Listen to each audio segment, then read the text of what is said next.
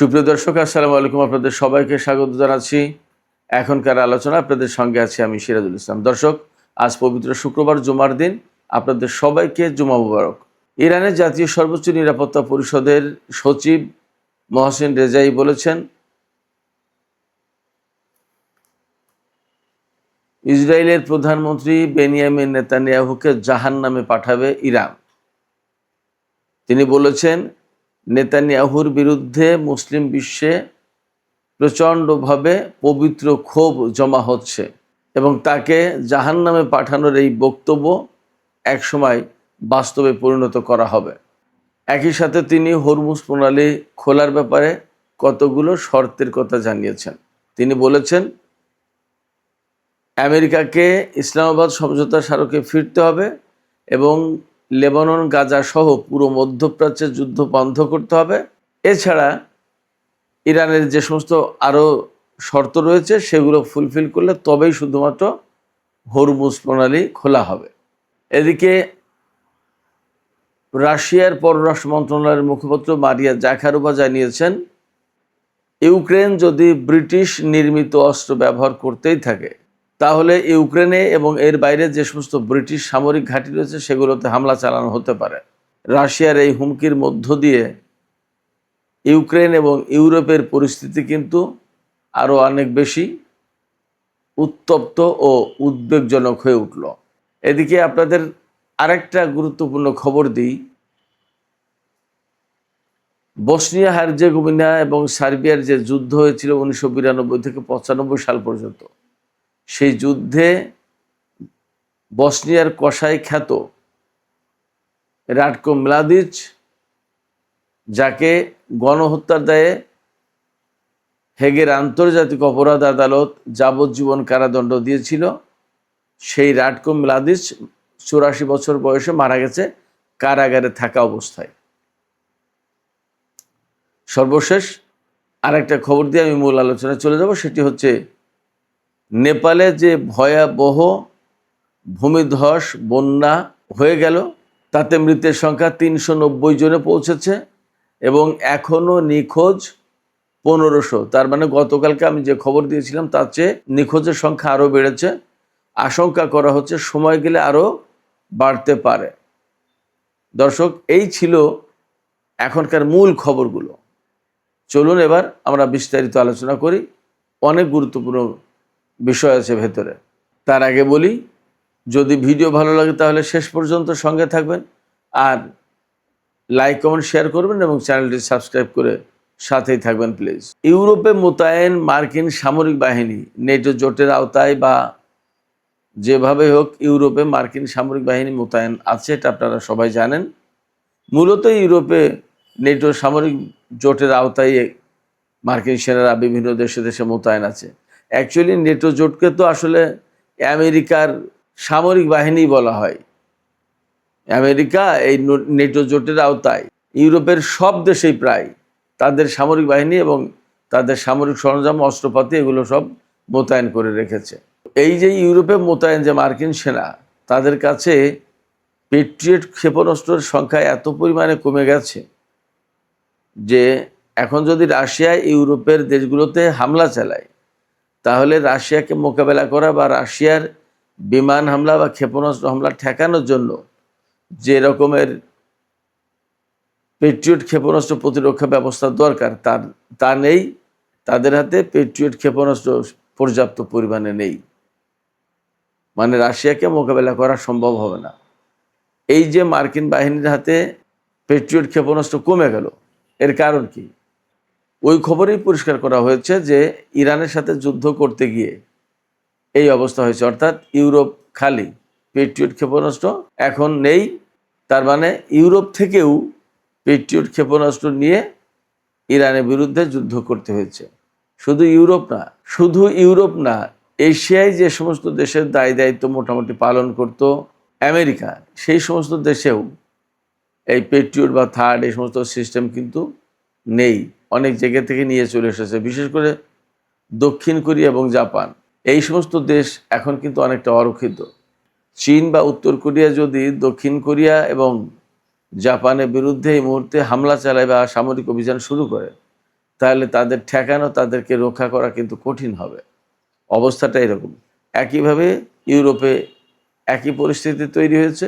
Russia যদি হামলা শুরু করে তাহলে তাদের প্রতিরক্ষা অর্থাৎ সুরক্ষা দেওয়ার ব্যবস্থা খুব একটা নেই। রাশিয়া কিন্তু ব্রিটেনের বিরুদ্ধে বিশেষ করে হামলার একটা চিন্তা ভাবনা করছে, নিয়ে নানা রকমের কথা আছে। এবং সিআইএর প্রধান সম্প্রতি রাশিয়া সফর করেছেন, সেখানে বলা হচ্ছিল সম্ভাব্য যে কয়েকটা কারণ, তার ভিতরে একটা কারণ যে রাশিয়া ইউরোপের কিছু দেশে নেটোভুক্ত জোটে হামলা চালাতে পারে। আবার আর একটা প্রসঙ্গ তো ছিল ইরানের ব্যাপার। কিন্তু ইউরোপ নিয়ে যখন এখন আলোচনা হচ্ছে, সেক্ষেত্রে ইউরোপ নিয়ে সত্যি সত্যিই হামলার আশঙ্কা আছে, ইউরোপ নিয়ে শঙ্কা আছে। এবং রাশিয়ার পররাষ্ট্র মন্ত্রণালয়ের মুখপাত্র মারিয়া জাখারোভা তিনি কিন্তু পরিষ্কার করে বলেছেন যে ব্রিটিশ সামরিক ঘাঁটি হামলার লক্ষ্যবস্তু হতে পারে রাশিয়ার সেনাদের, যদি কিনা ইউক্রেন ব্রিটিশ অস্ত্র ব্যবহার করতেই থাকে রাশিয়ার বিরুদ্ধে। এদিকে ইরানের সর্বোচ্চ জাতীয় নিরাপত্তা পরিষদের সচিব মেজর জেনারেল মহসিন রেজাই তিনি কিন্তু খুব কড়া বক্তব্য দিয়েছেন। লেবাননের আল মানা টেলিভিশনকে দেওয়া সাক্ষাৎকারে তিনি বলেছেন নেতানিয়াহুকে জাহান্নামে পাঠাবে ইরান।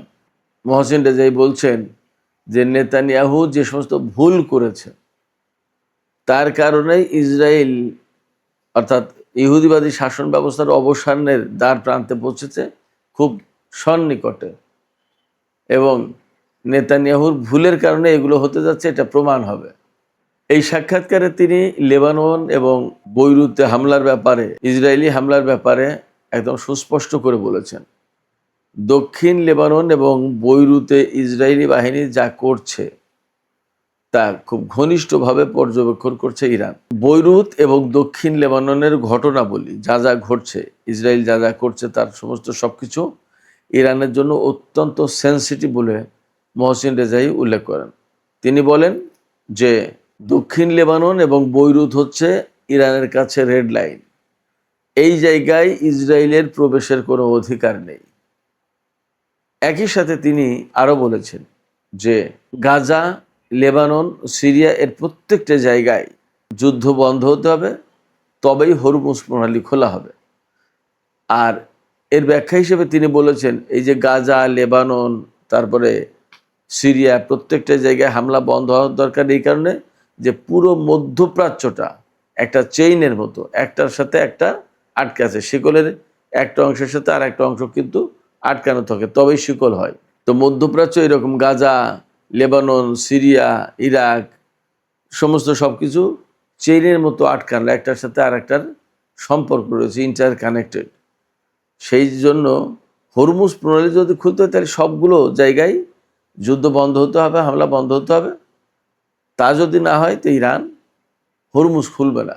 মহসিন রেজাই নিজের ভাষায় বলেন, তিনি দাবি করেন যে নেতানিয়াহুর বিরুদ্ধে মুসলিম বিশ্বে ব্যাপক ক্ষোভ জমা হচ্ছে এবং এই ক্ষোভকে তিনি পবিত্র ক্ষোভ বলে আখ্যায়িত করেন, অর্থাৎ ন্যায্য ক্ষোভ বলে আখ্যায়িত করেন।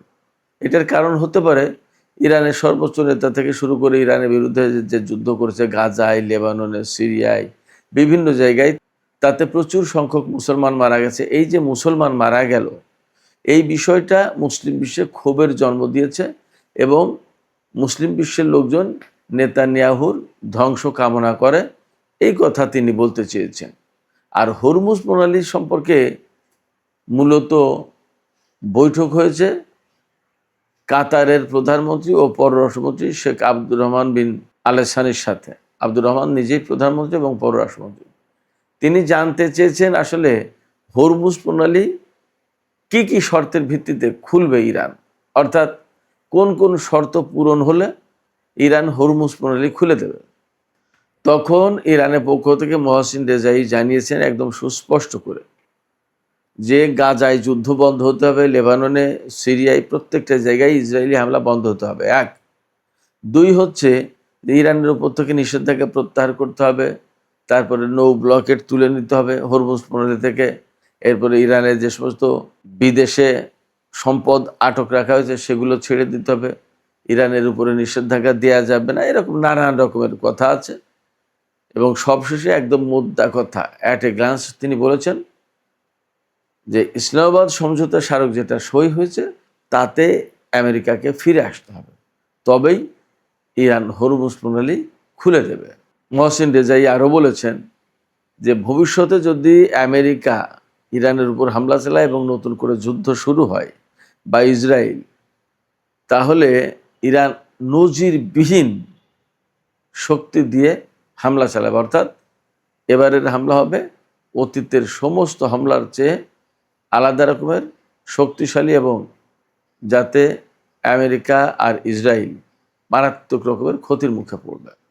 মহসিন রেজাই তিনি যেহেতু ইরানের জাতীয় সর্বোচ্চ নিরাপত্তা পরিষদের সচিব, তিনি খুবই গুরুত্বপূর্ণ ব্যক্তি।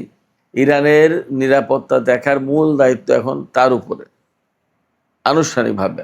মহসিন রেজাই তিনি আরও বলেছেন যে এখন কূটনৈতিক যে সমস্ত উদ্যোগ নেওয়া হচ্ছে বা যে নীতি গ্রহণ করা হচ্ছে তার মূল থিম হবে ইরান শর্ত আরোপ করবে, শর্ত নির্ধারণ করে দেবে, আমেরিকাকে সেই সমস্ত শর্ত ফুলফিল করতে হবে। এখানে চমৎকার একটা বিষয় ব্যাখ্যা করার প্রয়োজন আছে। খেয়াল করুন, একসময় কিন্তু আমেরিকা এবং অন্যরা ইরানের জন্য শর্ত নির্ধারণ করতো যে এই শর্ত পূরণ করতে হবে। এখন জাস্ট ঘটনা উল্টে গেছে। এখন ইরান বলছে যে আমরা এই শর্ত দিচ্ছি, এইগুলো পূরণ করলে তবেই হরমুজ খোলা হবে বা এটা করা হবে বা সেটা করা হবে, অর্থাৎ ইরান এখন শর্ত নির্ধারণ করে দিচ্ছে। এই জায়গা থেকে মোটামুটিভাবে বলা যায় যে ব্যালেন্স অফ পাওয়ার, যেটা ক্ষমতার ভারসাম্য যেটা, এটা কিন্তু অনেকটাই ইরানের দিকে ঝুঁকে গেছে এবং এভাবেই ঝুঁকতে ঝুঁকতে আরও সামনে এগিয়ে যাবে এবং বিরাট একটা পরিবর্তন ঘটে যাবে বিশ্বে, এবং সেটাই হচ্ছে এককেন্দ্রিক বিশ্ব ব্যবস্থা থেকে বহুকেন্দ্রিক বিশ্ব ব্যবস্থার দিকে যাবে বিশ্ব, এবং আমেরিকার সক্ষমতা বা ক্ষমতার ভরকেন্দ্র অনেকটা দুর্বল হয়ে যাবে। তারা পৃথিবীতে আগে যেমন মুখ্য ছিল এখন তেমন গৌণ হয়ে যাবে। এখানে আমি আর একটা চমৎকার বিষয় আপনাদের সামনে তুলে ধরতে চাই। মার্কিন প্রেসিডেন্ট ডোনাল্ড ট্রাম্প তিনি বলেছেন হরমুজ খোলা আছে, মিলিয়ন মিলিয়ন ব্যারেল তেল যাচ্ছে এবং আমরা হরমুজ প্রণালী পরিষ্কার করে ফেলেছি, মাইন পরিষ্কার করে ফেলেছি। পৃথিবীর সবচেয়ে শ্রেষ্ঠ মাইন সুইপার আমাদের হাতে আছে, আমরা এই মাইন সুইপার দিয়ে হরমুজ প্রণালী পরিষ্কার করে ফেলেছি। এখন আমার এই জায়গায় প্রশ্ন হচ্ছে যে যদি ডোনাল্ড ট্রাম্পের বক্তব্য সত্যি হয়, হরমুজ প্রণালী যদি খোলা থাকে, মিলিয়ন বিলিয়ন ব্যারেল যদি তেল প্রতিদিন পার হয় হরমুজ দিয়ে, আর হরমুজ যদি মাইন পরিষ্কার করা হয়, তাহলে সেই হরমুজ প্রণালী খুলে দেওয়ার জন্য ইরানের কাছে অনুনয় বিনয় অনুরোধ করা হচ্ছে কেন? কি খুলবে ইরান? খোলাই তো আছে, তাহলে কেন খুলবে? তাহলে তো খোলার প্রয়োজন নেই, ও তো খোলা। ডোনাল্ড ট্রাম্প কেন তাহলে বিভিন্ন মধ্যস্থতাকারীকে পাঠাচ্ছে ইরানের কাছে যে ভাই হরমুজ প্রণালীটা খুলে দিতে বলো? যদি খোলাই থাকে তাহলে তো আর কোনো সমস্যা নেই। শুধু তাই না, ডোনাল্ড ট্রাম্পেও দাবি করেছেন হরমুজ প্রণালী পুরোপুরি আমেরিকার কন্ট্রোলে এবং ব্লকের সেখানে খুব স্ট্রংলি আছে, এবং হরমুজ প্রণালীর প্রত্যেকটা ইঞ্চি তাদের নজরে, তাদের নিয়ন্ত্রণে। তো তাদের নিয়ন্ত্রণে যদি থাকে হরমুজ প্রণালী, তাহলে ইরানের খোলার প্রশ্ন আসছে কেন? ইরান কি খুলে দেবে? হরমুজ তো খোলাই। এই যে ডোনাল্ড ট্রাম্পের বক্তব্য এবং দাবি, এগুলো কতটুকু সত্য, কতটুকু মিথ্যা, কতটুকু বাস্তব আর কতটুকু অবাস্তব, আপনারাই বলুন, আমি আর কি বলবো। দর্শক, এই প্রসঙ্গেই ইউক্রেনের বিষয়টা তো আমি বলেছি খানিকটা। মারিয়া জাকারোভা রাশিয়ার পক্ষ থেকে কোন ধরনের বার্তা দেওয়া হচ্ছে বিশেষ করে ইউরোপের দেশগুলোকে।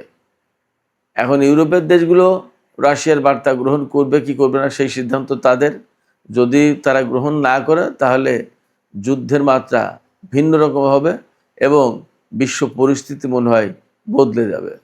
আর একটা গুরুত্বপূর্ণ খবর আমি আপনাদেরকে জানিয়ে শেষ করতে চাই, সেটা হচ্ছে বসনিয়ার কসাই খ্যাত রাটকো মলাদিচ 84 বছর বয়সে হেগের আন্তর্জাতিক আদালতের পক্ষ থেকে দেয়া যে রায় ছিল, সেই রায় অর্থাৎ সাজা খাটতে খাটতেই কারাগারেই মারা গেছে। তার বয়স 84 বছর হয়েছিল, আমি আগেই বলেছি। এই রাটকো মলাদিচ বসনিয়া হার্জেগোভিনায় ভয়াবহ গণহত্যা চালিয়েছিলেন। শুধু সেব্রেনিসাতেই 8000 মানুষকে হত্যা করেছিল। এই মানুষগুলো ছিল সব পুরুষ এবং কিশোর বালক, অর্থাৎ পুরুষদেরকে, ছেলেদেরকে এবং প্রাপ্তবয়স্ক পুরুষদেরকে হত্যা করেছিল, যাতে ভবিষ্যৎ প্রজন্ম গড়ে না উঠতে পারে, বসনিয়ায় মুসলিম না থাকতে পারে ইউরোপের বুকে। তাদের টার্গেট ছিল এটা। এই রাটকো মলাদিচ ছিল বসনিয়ান সার্ব নেতা, অর্থাৎ সার্ব একটা উপজাতি। এই সার্বদের নেতা এবং সেনাবাহিনীর লোক ছিল এবং সে ভয়ঙ্কর এক রক্তপিপাসু জেনারেল ছিল। সেব্রেনিসায় যে ভয়ঙ্কর গণহত্যা, সেই গণহত্যার ইতিহাসে মারাত্মক কলঙ্কজনক অধ্যায় হয়ে আছে। 1992 থেকে 95 সাল পর্যন্ত বসনিয়ার উপরে সার্বিয়া এবং ইউগোস্লাভিয়া এরা যুদ্ধ চাপিয়ে দিয়েছিল।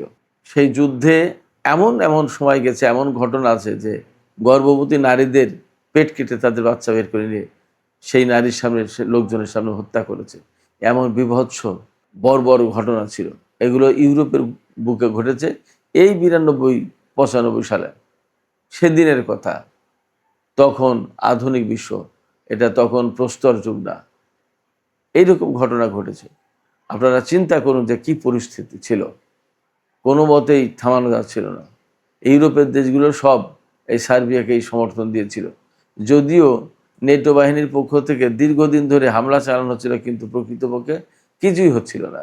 সব মুসলমান গণহত্যার শিকার হয়েছে। এইটা যাতে চালু থাকে সেই জন্য আইওয়াশ করার জন্য ওই হামলা চালানো হচ্ছিল, কিন্তু আসল কাজ গণহত্যা কিন্তু চলেছে। আপনারা চিন্তা করুন, নেটো বাহিনী যদি সার্বিয়ার বিরুদ্ধে অভিযান চালায় এবং শক্তভাবে ধরে, তাহলে বছরের পর বছর লাগে সেই দ্বন্দ্ব বা সংঘাত নিরসন করতে। প্রকৃতপক্ষে ইউরোপের বুকে এই আধুনিক সভ্য সমাজে ভয়ঙ্করভাবে মুসলিম বিরোধী গণহত্যার মিশন বাস্তবায়ন করা হয়েছিল বসনিয়া সার্বিয়ার যুদ্ধে। আর সার্বিয়ার বাহিনীর কমান্ডার হিসেবে রাটকো মলাদিচ কাজ করেছিল। তাকে হেগের আন্তর্জাতিক অপরাধ আদালতে বিচার করা হয় এবং তাকে যাবজ্জীবন কারাদণ্ড দেওয়া হয়েছিল। সেই যাবজ্জীবন কারাদণ্ড ভোগ করার ভেতরেই মারা গেল কালকে। তো সুপ্রিয় দর্শক, এখনকার আলোচনা এখানে শেষ করতে চাইছি। আলোচনা শেষের আগে আপনাদের কাছে মতামত জানতে চাই। মার্কিন প্রেসিডেন্ট ডোনাল্ড ট্রাম্প যে দাবি করছেন যে হরমুজ প্রণালী খোলা আছে, মিলিয়ন মিলিয়ন ব্যারেল তেল প্রতিদিন এই প্রণালী দিয়ে যাচ্ছে, নৌ অবরোধ খুব স্ট্রংলি আছে এবং হরমুজের প্রতি ইঞ্চি মাটি বা প্রতি ইঞ্চি জায়গা তাদের কন্ট্রোলে আছে, সেখান থেকে মাইন পরিষ্কার করা হয়েছে এবং সব কিছু তাদের কন্ট্রোলে আছে। যদি তাই হয়, তাহলে তিনি কেন ইরানের কাছে আবার দূত পাঠাচ্ছেন, মধ্যস্থতাকারী পাঠাচ্ছেন যে ইরানকে হরমুজ প্রণালী খুলে দিতে বলো? এই বিষয়ে আপনাদের মতামত জানিয়ে কমেন্টে লিখতে পারেন। আর ভিডিও ভালো লাগলে লাইক, কমেন্ট, শেয়ার করবেন এবং চ্যানেলটি সাবস্ক্রাইব করে সাথেই থাকবেন। দর্শক, এখনকার আলোচনা এখানে শেষ করতে চাইছি। আপনারা সবাই অনেক অনেক ভালো থাকুন। আল্লাহ হাফেজ।